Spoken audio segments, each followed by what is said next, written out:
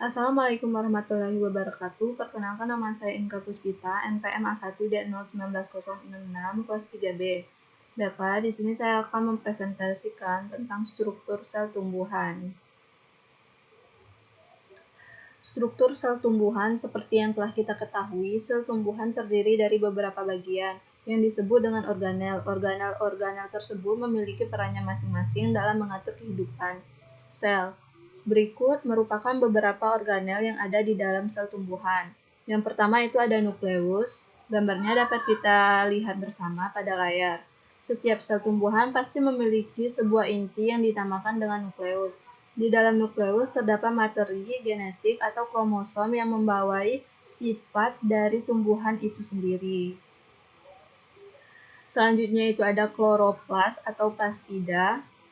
Pada sel tumbuhan terdapat sebuah organel yang membawa pigmen pada tumbuhan yang bernama kloroplas. Di dalam kloroplas terdapat kandungan pigmen klorofil hijau yang memberikan warna hijau pada tumbuhan. Selain itu, kloroplas juga memiliki peran penting di mana kloroplas akan melakukan fotosintesis dengan bantuan cahaya matahari. Yang ketiga itu ada ribosom. Gambarnya dapat kita lihat secara bersama. Terdapat sebuah organel kecil di dalam sel tumbuhan yang bernama ribosom. Pada dasarnya, ribosom merupakan organel yang tersusun atas nukleoprotein. Ribosom dibedakan menjadi dua jenis, yaitu ribosom terikat dan ribosom bebas. Selain itu, ribosom memiliki fungsi dalam reproduksi dan sintesis zat protein yang ada di dalam sel. Yang keempat itu ada mitokondria, gambarnya dapat kita lihat sendiri. Di dalam sel tumbuhan juga terdapat organel yang memiliki bentuk bulat memanjang yang bernama mitokondria.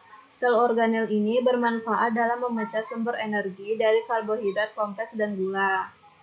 Terdapat enzim tertentu dalam mitokondria yang berperan untuk memasok energi ke sel tumbuhan. Selain itu, respirasi sel tumbuhan untuk membentuk ATP juga dilakukan di mitokondria.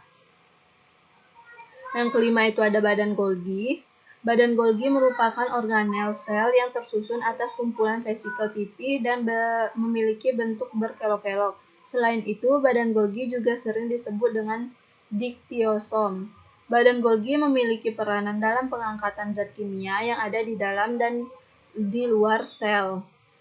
Dari zat tersebut diangkat setelah retikulum endoplasma mengangkut sintesis terhadap protein dan lemak. Retikulum endoplasma atau yang sering disebut RE, gambarnya itu ada pada layar. Di dekat nukleus terdapat sebuah organel yang menghubungkan antara nukleus dengan sitoplasma dalam sel tumbuhan. Organel tersebut adalah retikulum endoplasma seperti pada gambar. Retikulum endoplasma atau yang sering disebut RE memiliki dua jenis, yaitu RE kasar dan RE halus.